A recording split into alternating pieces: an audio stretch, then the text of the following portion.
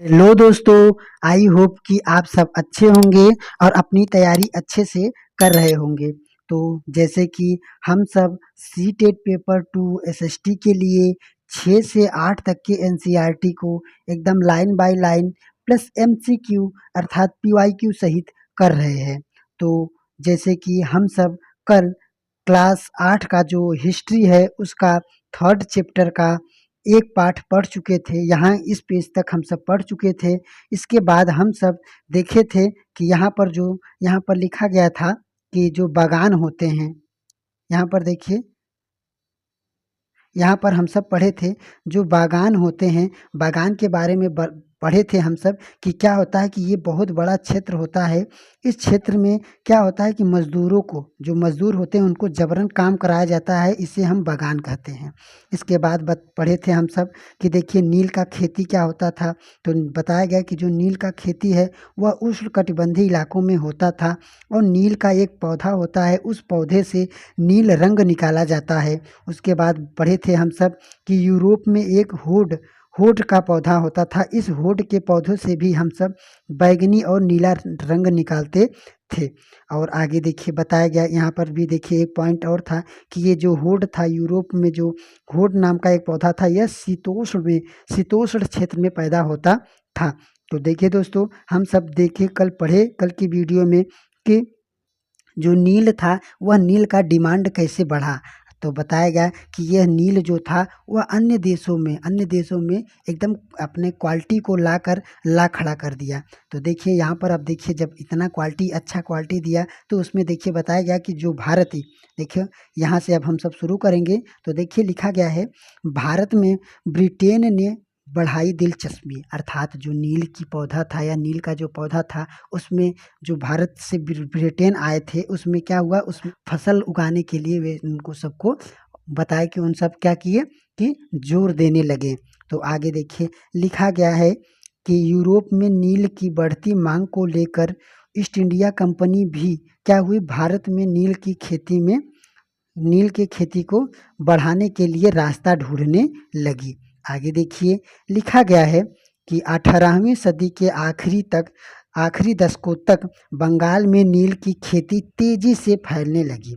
आगे बताया गया, बंगाल में पैदा होने वाला जो नील, जो बंगाल में जो पैदा हो रहा था, याद रखना, जो बंगाल में पैदा हो रहा था, बंगाल में पैदा होने वाला इस समय क्या हुआ कि बंगाल अपने ही एरिया था, बताया गया। तो बताया गया कि जो बंगाल में पैदा होने वाला नील था वह दुनिया के बाज़ारों में छा गया था। बताया गया कि 1788 ईस्वी में ब्रिटेन द्वारा जब आयात किया गया था, तब उस समय जो नील का जो हिस्सा था वह सिर्फ और सिर्फ 30% था। पर उसके बाद बताया गया कि 1810 ईस्वी में जब आयात किया गया ब्रिटेन के द्वारा, तो भारतीय नील का जो हिस्सा था वह 95% हो गया। अब समझ सकते हैं कितना बढ़ोतरी हुआ, कितना डिमांड हुआ नील का। तो ये आगे देखिए बताया गया कि जैसे जैसे नील का व्यापार फैला, कंपनी के जो अफसर थे और व्यावसायिक एजेंसी थे नील के उत्पादन में पैसा लगाने लगे।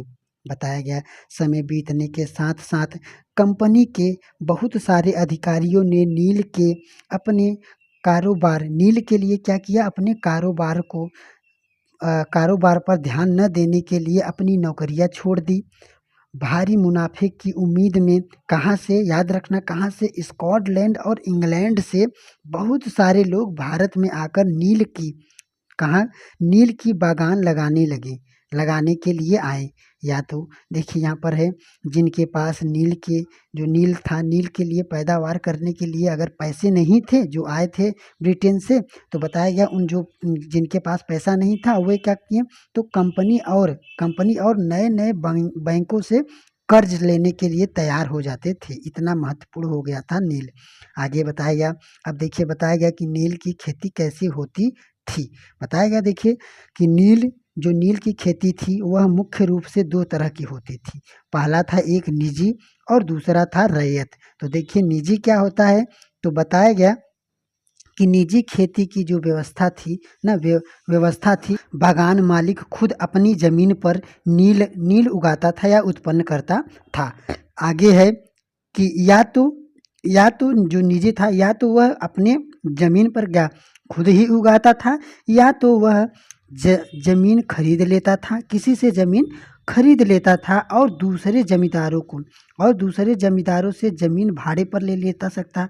अर्थात इसका मतलब ये है, जो निजी था, इस निजी में क्या था, या तो उसकी खुद की ज़मीन होती थी और वह खुद उस पर अपना खेती करता था, या दूसरों से ज़मीन ले लेता था और उसको अपने भाड़े के जो मज़दूर होते थे, बताया गया कि भाड़े के और मज़दूरों को काम लगाकर नील की खेती करता था। तो जैसे कि आप सब समझ गए होंगे निजी खेती क्या होता था और रैयतवाड़ी क्या होता है, आगे बताया जाएगा। तो आगे देखिए, बताया गया कि निजी खेती की समस्या। अब देखिए लिखा गया है, बागान मालिकों जो थे ना, बागान मालिकों को निजी खेती का क्षेत्र फैलाने में मुश्किल होता था। अब देखिए जो निजी खेती था, तो वह निजी खेती में क्या-क्या मुश्किलें आती थी, तो बताया गया कि जो निजी खेती रहता था, उस खेती में क्षेत्रफल को बढ़ाने में क्या होता था, मुश्किलें आती थी। बताया गया कि निजी खेती केवल उपजाऊ ज़मीन पर ही की जा सकती थी। आगे है कि किसी ऐसी ज़मीन पर आबादी पहले से बहुत ज़्यादा है। बताया गया कि यहाँ-वहाँ छोटे-मोटे क्षेत्र ही उनके हाथ लग पाते थे। नील की खेती करने के लिए उन्हें बड़े-बड़े भूखंडों की ज़रूरत थी। इस तरह की ज़मीनें उन्हें कहा जाता था। आगे बताया गया, उन्होंने नील की फैक्ट्री के इर्द-गिर्द पट्टी ना पट्टी और ज़मीन लेने का प्रयास किया।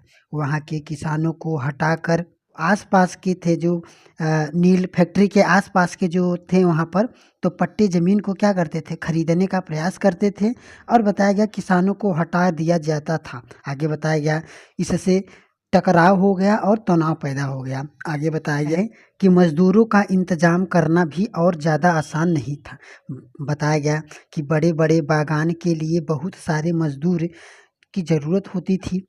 मज़दूरों की ज़रूरत भी सबसे ज़्यादा उसी समय होती थी जब किसान धान की खेती में व्यस्त हो रहते थे। आगे देखिए लिखा गया है यहाँ पर कि बड़े-बड़े पैमाने पर निजी खेती के लिए बहुत सारे बैलों की भी ज़रूरत होती थी।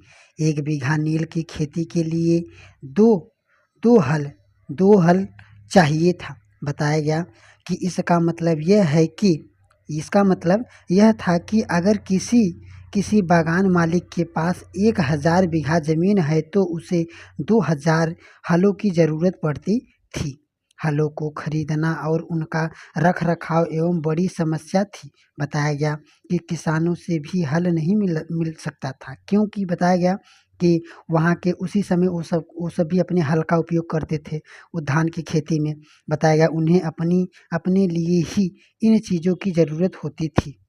जैसे कि अभी हम बताया गया है, जिस समय नील उत्पादकों को ज़रूरत होती थी, उसी समय किसानों को जो हल थे और बैल थे, चावल की खेती में व्यस्त रहते थे।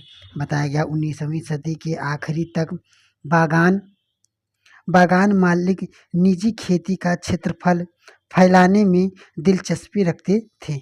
इस व्यवस्था के तरह नील की पैदावार वाली 25% सी जनसंख्या जो थी, वह ज़मीन क्या होती थी, कम हो गई। बाकी ज़मीन रैयत वाली व्यवस्था को अंतर्गत आते थे। तो आशा है कि आप सब समझ गए होंगे। तो अब देखिए यहाँ पर अब है कि रैयतवाड़ी व्यवस्था। तो देखिए लिखा गया है, रैयतों की ज़मीन पर नील की खेती। तो देखिए लिखा गया है कि रैयत व्यवस्था के तरह जो बागान मालिक थे, वह रैयत के साथ एक अनुबंध या सट्टा करते थे। सट्टा का मतलब एक बंधन होता था कि आप हमें इतना, या कुछ भी पैसा का या किसी भी चीज़ का बंधन होता था। तो देखिए आगे बताया गया कि सट्टा होता था। बताया गया कि कई बार वे गाँव के मुखियाओं को भी रैयत की तरफ से समझौता करने के लिए बाध्य कर देते थे। जो जो बताया गया, जो अनुबंध पर दस्तखत कर देते थे, उन्हें नील उगाने के लिए दस्तखत देखिए बताया गया कि जो बताया गया जो अनुबंध पे दस्तखत कर देते थे, उन्हें नील उगाने के लिए कम ब्याज दर पर बागान मालिक से नगद कर्जा मिल जाता था। समझ गए? मतलब अगर जो भी एक डील होता था कि आप यहाँ पर इस ज़मीन पर खेती करेंगे और वहाँ पर एक दस्तखत सिग्नेचर करवाते थे ना, तो वहाँ पर क्या होता था कि जब अगर वो सिग्नेचर कर देता था तो वहाँ पर हो जाता था कि उनसे ब्याज पर कुछ रुपए मिल जाते थे। आगे देखिए लिखा गया है कि मालिक से नगद कर्ज मिल जाता था। कर्ज लेने वाले रैयत जो होते थे, अर्थात रैयत वो होते थे जिनके पास अपनी खुद की ज़मीन नहीं रहती थी, याद रखना। आगे बताया गया कि जो रैयत थे ना, अपनी कम से कम 25% ज़मीन पर नील की खेती करनी होती थी। बागान मालिक बीज और उपकरण मुहैया कराते थे, अर्थात देते थे। जो रैयत वाले रहते थे उन्हें क्या होता था कि जो मालिक होता था उन्हें बीज और उपकरण जो होता था वह देता था। जबकि मिट्टी को तैयार करने और बीज बोने और फसल की देखभाल करने का जिम्मा क्या किसका था, तो जो काश्तकार अर्थात जो बोता था उसका था। आगे बताया गया कि जब कटाई के बाद फसल बागान मालिक को सौंप दी जाती थी तो रैयत को नया कर्ज मिल जाता था। अर्थात जब फसल हो जाता था और फिर उसके बाद जब वह जो जितना फसल होता था वह मालिक को जब सौंप देता था तो क्या होता था, उनको दूसरा कर्ज मिल जाता था। तो आगे देखिए यहाँ पर लिखा गया है 19वीं सदी की शुरुआत में बंगाल में मजदूर नील की खेती करते हुए भारत में नील के पौधों की कटाई देखिए कटाई कर रहे हैं। तो देख लीजिए, आप देख सकते हैं। पर इसमें एक महत्वपूर्ण बात ये है कि बताया गया, इसमें देखिए लिखा गया है कि अधिकांशतः जो नील का जो खेती था वह पुरुष ही करते थे, अधिकांशतः पुरुष ही करते थे। तो देखिए यहाँ पर लिखा गया बीघा। तो देखिए लिखा गया है कि ज़मीन की एक माप थी। बीघा क्या था? ज़मीन की एक माप थी जो ब्रिटिश शासन से न पहले बीघे का आकार अलग-अलग होता था। बंगाल में अंग्रेज ने इसका क्षेत्रफल करीब 1/3 एकड़ कहते थे। बीघा को 1/3 एकड़ कहते थे। आशा है कि आप सबको इतना समझ में आ गया होगा। तो देखिए यहाँ पर है कि नील की खेती के पास स्थित नील का एक कारखाना। तो देखिए यहाँ पर लिखा गया है कि देखिए जो नील था वह गांव में आमतौर पर बागान मालिकों की फैक्ट्रियों के आसपास ही होते थे। कटाई के बाद नील के पौधों को कारखानों में स्थित वेंटर, याद रखना, बार बार पूछा जाता है, वेंटर जिसे हौदा बोलते हैं, बताया गया कि वहाँ तक पहुँचाया जाता था। और रंग बनाने के लिए 3 से 4 कितने 3 या 4 हूडों की ज़रूरत पड़ती थी। बताया गया प्रत्येक जो हौदे होते हैं, यहाँ पर देख सकते हैं आप, यहाँ पर जो ये बना है इसको हौदा बोलते हैं। तो इस हौदों को बताया गया, यहाँ पर देखिए बताया गया कि प्रत्येक हौदा जो होता था, हौदों को अलग अलग काम था, जो बनाया गया था उन सबका अलग अलग काम होता था। आगे बताया गया कि नील के पौधों से पत्तियों को तोड़ना सबसे पहले एक हुड गर्म पानी में कई घंटों तक डुबोया जाता था। वो जो ये पत्तियाँ होती थी, जो नील की पत्तियाँ होती थी, तो बताया गया एक हौदे में डालकर उसे गर्म पानी करके कई दिनों तक उसे क्या किया जाता था, उस पत्तियों को बताया जाता था, यहाँ पर देखिए कई घंटों तक डुबोया जाता था। इस हौदों का कीड़वसन जो बताते हैं, जो कीड़ा मकोड़ा वगैरह थे, वे सब क्या होता था कि वहाँ पर वो नष्ट हो जाते थे। उसके बाद बताया गया जब पौधों में किण्वन हो जाते थे तो द्रव्य में जो बोलते हैं बुलबुला उठने लगते थे। अब जो सड़ जाती थी, सड़ी हुई पत्तियों को निकाल दिया जाता था और द्रव्य को एक हौदे में छान दिया जाता था, अर्थात एक फिर जो था उससे फिर क्या होता था, दूसरे में छान दिया जाता था। दूसरी हौद से पहले दूसरे ठीक नीचे होता था, अर्थात एक ऐसे सीरियल वाइज रहते थे, पहला ऊंचा फिर दूसरा नीचा फिर उससे नीचा। तो बताया गया जब पहले में काम समाप्त हो जाता था तो उसको दूसरे में ऐसे खोल कर किसी माध्यम से बनाए होंगे, होल के माध्यम से खोल कर दूसरे में उसको कर दिया जाता था। तो अब बताया गया दूसरे हौदे में जो मीटर वाट में एक घोल को लगाकर हिलाया जाता था। आगे बताया गया वह पैंडल था जो हिलाया जाता था। यहाँ पर आप देख सकते हैं ये पैंडल एक लिया है। तो बताया गया वो पैंडल से ना खंगाला जाता था हिलाया जाता था जब यह द्रव्य हरा हो जाता था। याद रखना, जब क्या हो जाता था, नील की जो पौधा था वह हरा हो जाता था और उसके बाद नीला, पहले हरा होता था। बहुत बार बझाता है प्रश्न, तो याद रखना कि पहले जो नील का था, वह नील की जो पत्तियां होती थी वह पहले हरा होता था, उसके बाद नीला होता था, बताया गया। तो हौदों में क्या करते थे, चूने चूने और पानी को डाल देते थे। जब हरा होकर नीला हो जाता था तो उसमें क्या होता था, चूने और पानी को डाल दिया जाता था। बताया गया धीरे धीरे धीरे धीरे क्या होता था, नील की पहाड़ियों, नील की जो परपटियाँ थी ना, परपटी थी, परपटी का मतलब पपड़ी जिसको बोलते हैं, जो नील की जो पपड़ियाँ थी वह जम जाती थी और द्रव्य को छान कर, और जो द्रव्य बचता था उसको छान कर अलग कर लिया जाता था। नीचे नीचे जमी जो होती थी, जो गाद या नील की लुगदी होती थी, दूसरे दूसरे कुंड में या बोलते हैं उसको, क्या करते थे, उसे दूसरे कुंड में डाल दिया जाता था। आगे बताया गया निथारण कुंड में, अर्थात उसका नाम था निथारण कुंड में डाल दिया जाता था। बताया गया इसके बाद उसे निचोड़ कर बिक्री के लिए बेचा जाता था। तो जैसे कि आप सब यहाँ पर देख सकते हैं, तो क्या होता था कि देखिए कि नील का जो पत्ती होता था, अर्थात जो नील की पत्तियाँ होती थी, वो हौदे बनाए गए थे। उस हौदे में पहली बार ऐसे डाल दिया जाता था।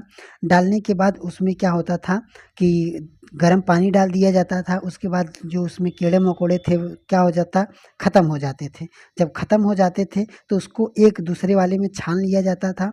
उसमें भी क्या होता था, उसमें पैडल के माध्यम से हिलाया जाता था, तो उसमें क्या होता था, पपटी जम जाता था ना, पपटी जम जाता था, तो उसको इसमें छान कर और उसमें चूना और पानी मिला दिया जाता था। ऐसा है कि आप सबको समझ में आ गया होगा। बताया गया है कि जब ऐसे पपड़ी जम जाता था उसको तब निचोड़ कर बिक्री के लिए सुखाकर बेचा जाता था। आगे देखिए, यहाँ पर आप उत्पादन की आखिरी अवस्था को देख सकते हैं। यहाँ पर आप दिखाया गया है, यहाँ पर आप देख भी सकते हैं। देखिए, वाटर एक किण्वन अथवा संग्रह पात्र है। याद रखना, वाट पूछेगा, वाट क्या है, तो वाट क्या है, एक किण्वन है, याद रखना। आगे देखिए, एक पैडल के माध्यम से बताया गया, नील के पौधे हौद तक औरत ही ढोकर लाती थी। इन बातों को याद रखना दोस्तों, बार बार बोल रहे हैं। देखिए वहाँ पर क्या था कि जो पुरुष खेती करता था, तो खेती सिर्फ पुरुष ही करता था, पर ढो कर लाने वाला काम क्या था, वह सिर्फ और सिर्फ औरत ही करती थी। तो इस बात को भी याद रखना। आगे देखिए, लिखा गया है, हौद में घोल हिलाने वाले, देखिए यहाँ पर है, यहाँ खड़ा नीला मजदूर, जो नील मजदूर है हौद में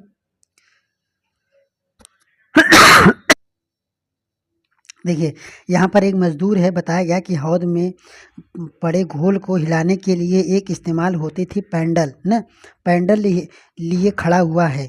बोला जाता है कि मजदूरों को 8 घंटे से भी ज़्यादा समय तक कमर के, याद रखना कहाँ, कमर के अर्थात कमर तक नीले घोल में खड़ा होना पड़ता था। आगे देखिए, बताया गया, जो किसान पहले इन कर्जों में बहुत आकर्षित थे, उन्हें जल्दी ही समझ में आ गया कि यह व्यवस्था कितना कठोर है, अर्थात जो कर्ज देकर खेती करवा रहे थे। तो बताया गया, उन्हें नील की जो कीमत मिलती थी बहुत कम थी और कर्जों का सिलसिला कभी ख़त्म ही नहीं होता था, अर्थात वो कर्ज चुका ही नहीं पाते थे। बताया गया, समस्याएं जो भी और भी बढ़ गई। बताया गया, बागान मालिक चाहते थे कि किसान को अपने सबसे बढ़िया खेती में ही नील की खेती करे, लेकिन नील के साथ परेशानी यह थी कि किसी भी जड़ बहुत गहरी होती थी। क्या होती थी, जो नील की जो जड़ें होती थी वह बहुत गहरी होती थी। बताया गया आगे, और वह मिट्टी की सारी क्या करती थी, ताकत को खींच लेती थी। और बताया गया, नील की कटाई के बाद वहाँ धान की खेती नहीं हो सकती थी। तो ये सब कारण थे, अभी पूछा जाएगा, तो ये याद रखना। आगे देखिए, नील विद्रोह उसके बाद, तो अब देखिए अब क्या हुआ कि नील की खेती नहीं होने लगी, अर्थात उसका विद्रोह कर दिए। तो अब देखिए विद्रोह क्या हुआ कि मार्च 1859 में बंगाल के हजारों अर्थात जो कर्ज लेकर खेती करते थे, तो बताया गया कि बंगाल में हजारों रैयत ने नील की खेती से इनकार कर दिया। जैसे जैसे विद्रोह फैला, रैयत ने बागान मालिकों को जो लगान था अर्थात टैक्स था चुकाने से भी इनकार कर दिया। वे तलवार तलवार भाले और तीर तीर कमान लेकर नील की फैक्ट्री पर हमला करने लगे। बताया गया औरत अपनी बर्तन लेकर लड़ाई में कूद पड़ी। बागान मालिक के लिए काम करने वाले का सामाजिक बहिष्कार किया जाने लगा। जो मालिक थे उनको बहिष्कार किया जाने लगा, अर्थात उनको उनको भी नहीं मानते थे, अर्थात उनको भी मारने के लिए भी उतावले थे। बताया गया बागान मालिक की तरफ से लगान वसूलने के लिए आने वाले जो लगान वसूलने के लिए आते थे उनके बताया गया गुबास्त या एजेंटी जो थी उनका पिटाई करने लगे। रैयतों ने कसम खा ली कि न तो नील की खेती करने के लिए कर्जा लेंगे और न ही बागान मालिकों की जो लठियाओं अर्थात लाठीदारी गुंडियों से हम डरेंगे।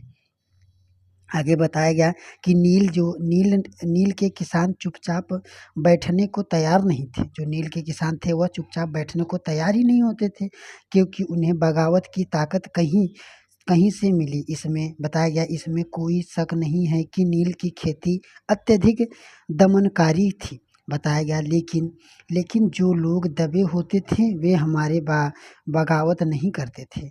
बताया गया ऐसे कभी कभी ही होता था। 1800 बताया गया कि 1859 में नील रैयत को लगा कि बागान मालिक के खिलाफ बगावत में उन्हें अस्थाई जमींदारों और मुखियाओं को भी समर्थन मिल जाता था। बहुत सारे गांव में जिन मुखियाओं से नील की अनुबंधों पर जबरन या क्या बताया गया जबरदस्ती कराए गए थे, उन्होंने ही नील किसानों की इकट्ठा किया और लाठियाओं के साथ आमने सामने लड़ाई लड़ी। बताया गया कई स्थानों पर रैयत को बगावत के लिए उकसाते हुए खुद जमींदार गांव घूमने लगे। जमींदार इस बात से परेशान थे कि जो बागान मालिक की ताकत बढ़ती जा रही है और बागान मालिक जबरन लंबे समय के लिए उन्हें जमीन ले लेते थे। आगे देखिए लिखा गया नील के किसान को भी यह भी लग रहा था कि जो नील के किसान थे उन्हें भी यह लग रहा था कि अंग्रेज सरकार भी संघर्ष में उनका साथ देगी। 1857 की बगावत के बाद ब्रिटिश सरकार थी और व्यापक विद्रोह खतरे से डरी हुई थी। जब नील की खेती वाले जिलों में एक और बगावत की खबर फैली तो बताया गया कि लेफ्टिनेंट गवर्नर जनरल ने 1859 की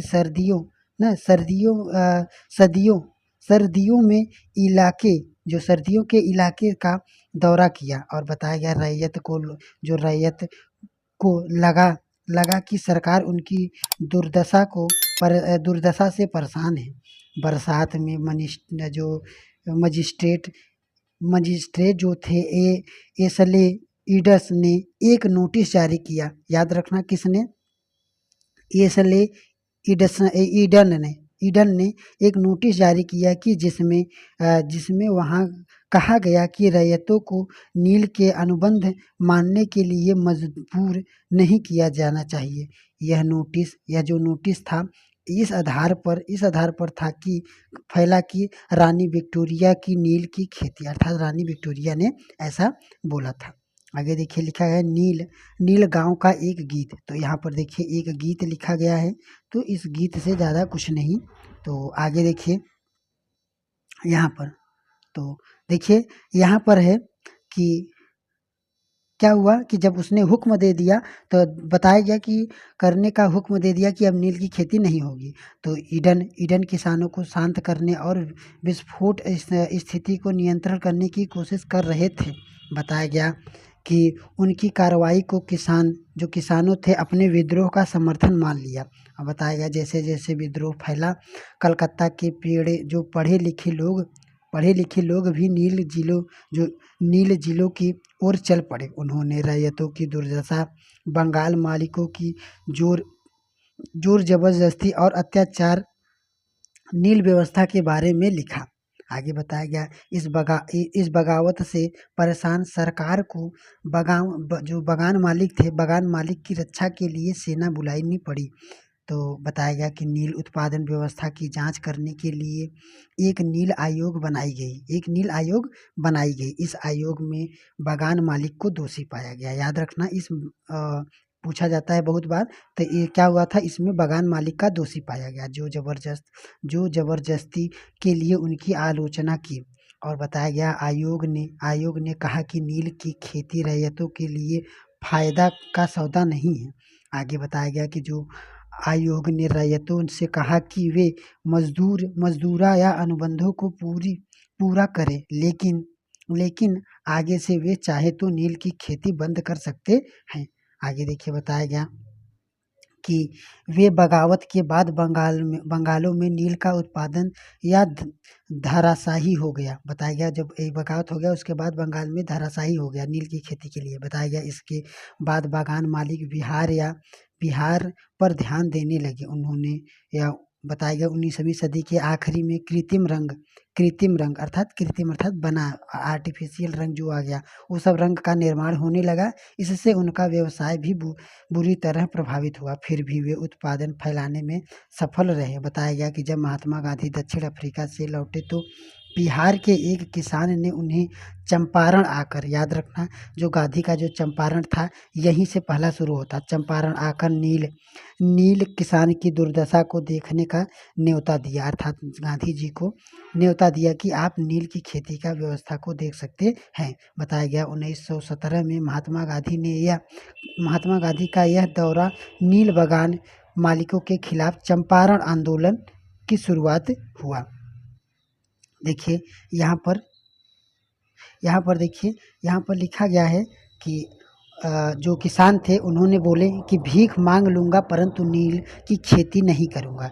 देखिए लिखा गया है कि चांदपुर थाना हरदी एक नीला सा काश्तकार हाजी मुल्ला ने मंगलवार 5 जून 1860 में अपनी, बताया गया कि नील आयोग के सदस्यों से बात की। हाजी मुल्ला ने कुछ सवाल का जवाब ढूंढा। बताया गया, देखिए उन्होंने बताया क्या कि ड्यूबी एस सीटन कार्य, बताया गया कि नील आयोग के अध्यक्ष, क्या अब तुम नील की खेती के लिए तैयार हो? अगर नहीं हो तो किस तरह शर्त पर रखोगे? अर्थात बताया गया कि आप अगर नहीं तैयार है तो क्या शर्त माना जाए आप सबका। आगे बताया गया हाजी मुल्ला बोले कि मैं नील उगाने को तैयार नहीं हूँ। मुझे नहीं पता कि कोई भी नया शर्त मुझे संतुष्ट करेगी। आगे बताया गया श्री साले ने बताया कि क्या तुम ₹1 प्रति बंडल की कीमत पर उगाओगे? तो तब उन्होंने बोला नहीं। बताया गया कि उन्होंने बोला नहीं, मैं, बताया गया कि नहीं उगाऊंगा। नील उगाने के बजाय मैं कहीं ऊंचा चला जाऊंगा, भीख मांग लूंगा परंतु नील नहीं उगाऊंगा। समझ सकते हैं दोस्तों नील के साथ क्या क्या होता था। अर्थात नील जो खेती करते थे उन किसानों के साथ कितनी बेरहमी से पेश आया जाता था। आगे बताया गया, देखिए अब प्रश्न है हम सबका। देखिए लिखा गया है 18वीं सदी के जो 18वीं सदी के द्वितीय युद्ध में बंगाल के संदर्भ में निम्नलिखित कथनों पर विचार कीजिए।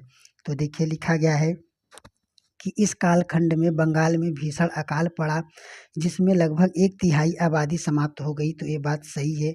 दूसरा है, कालखंड में गवर्नर जनरल वारेन हेस्टिंग के कार्यकाल के दौरान कंपनी ने राजस्व आय के लिए अस्थाई बंदोबस्त नामक एक व्यवस्था लागू की थी। तो ये बात भी सही है, अर्थात हमारा दोनों सही है। अगला देखिए है कि अस्थाई बंदोबस्त के संदर्भ में निम्नलिखित कथन पर विचार कीजिए। इसके अंतर्गत जो अस्थाई बंदोबस्त थे, इसके अंतर्गत राजाओं और तालुकदारों को जमींदार के रूप में मान्यता देकर उन्हें किसानों से लगान वसूलने का काम किया जाता था। तो ये बात सही है।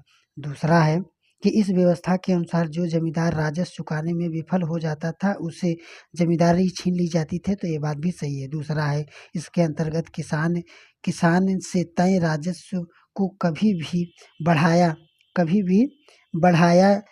नहीं जा सकता था और जमीन पर किसान का अधिकार सुरक्षित रहता था। तो ये तो बात सही है, पर वो सुरक्षित रहता था ये बात सही नहीं है। अर्थात सिर्फ और सिर्फ हमारा पहला और दूसरा हो जाएगा। आगे देखिए लिखा गया है कि माहलवाड़ी बंदोबस्त के संदर्भ में निम्नलिखित कथनों पर कौन सा कथन सही नहीं है। तो देखिए लिखा गया है, इस व्यवस्था को, जो माहलवाड़ी व्यवस्था थी, इस व्यवस्था को लॉर्ड लॉर्ड हेस्टिंग ने शुरू किया था या तैयार किया था, तो ये बात गलत है। आगे देखिए बताया गया इसमें राजस्व के लिए निर्धारित इलाका महाल जिसको बताया गया, जो महाल था जिसका अर्थ गांव या गांव का समूह था, तो ये बात सही है। आगे देखिए लिखा गया, इसमें निर्धारित राजस्व अस्थायी रूप से तय नहीं थी, तो ये बात भी सही है, अर्थात इसमें संशोधन की जा सकती थी। आगे है, इसमें कंपनी द्वारा कर एकत्रित करने का दायित्व जमींदारों को था, तो सही है। जो महलवाड़ी थी, तो इसमें जमींदार कर वसूलते थे। और आगे देखिए, तो अर्थात हमारा क्या हो जाएगा, पहला, तीसरा, चौथा, कितना, तो देखिए तो हमारा हो जाएगा, देखिए यहाँ पर पहला सही था, फिर पहला सही है, तो और दूसरा भी, तीसरा, सब सही है। देखिए दोस्तों, ये चारों सही है। आगे देखिए लिखा गया, रैयतवाड़ी व्यवस्था के संदर्भ में निम्नलिखित कथनों पर विचार कीजिए। बताया गया है, इससे क्या हुआ, मुख्य रूप से रैयतवाड़ी व्यवस्था में मुख्य रूप से दक्षिण भारत में के क्षेत्रों में लागू किया गया। सही बात है। दक्षिण में परंपरागत जमीन के अभाव के कारण सीधे किसानों से ही जो कर था वह वसूला जाता था, तो ये बात भी सही है। तीसरा है, इस व्यवस्था को टॉमस मुनरो ने विकसित किया, तो ये बात भी है, सही है। तो अर्थात हमारा हो जाएगा, तीनों सही है। आगे देखिए लिखा है, ब्रिटिश भारत में नील की खेती के संदर्भ में निम्नलिखित कथन को विचार कीजिए। लिखा गया है, अंग्रेजों द्वारा अपने लाभ के लिए पैदा कराई जाने वाली जो मुख्य फसलों में से एक थी ना, तो ये बात क्या है, देखिए लिखा गया है कि अंग्रेज द्वारा अपने लाभ के लिए पैदा कराई जाने वाली जो फसल थी उसमें से एक थी, तो बात सही है, क्योंकि जो नील थी यह एक फसल मात्र ऐसी फसल थी जो ज़्यादा लाभ देती थी। बताया गया कि नील की खेती के दो मुख्य तरीके थे, निजी और रैयत, ये भी सही है। तीसरा है, नील की कटाई के बाद उन खेतों में धान की खेती नहीं हो पाती थी या नहीं हो सकती थी, ये बात भी सही है, अर्थात हमारा पहला, दूसरा, तीसरा, तीनों सही है। आगे देखिए लिखा गया है कि ब्रिटिश काल में बागान मालिक तथा नील की खेती करने वाले रैयत के माध्यम से टकराव के संदर्भ में निम्नलिखित कथनों पर विचार कीजिए। बताया गया कि बंगाल के किसानों ने नील की खेती से इनकार कर नील विद्रोह की शुरुआत की। बताया गया कि नील उत्पादन था, व्यवस्था की जांच के लिए नील आयोग बनाया गया, जिससे बागान मालिक निर्देश दिया, ये बात भी सही है, दूसरा भी सही है। तीसरा है, चंपारण में महात्मा गांधी नील बागान मालिकों के खिलाफ आंदोलन का नेतृत्व किया था, ये भी सही है, अर्थात हमारा ये तीनों सही है। तो चलिए दोस्तों, देखिए ये चैप्टर ख़त्म हो गया। आशा है कि आप सबको अच्छा लगा होगा। अगर अच्छा लगा हो तो चैनल को सब्सक्राइब करें और वीडियो को लाइक करके हम अन्य अपने मित्रों के साथ भी शेयर करें। और चलिए तब अब मिलते हैं अगले चैप्टर के अगले वीडियो में।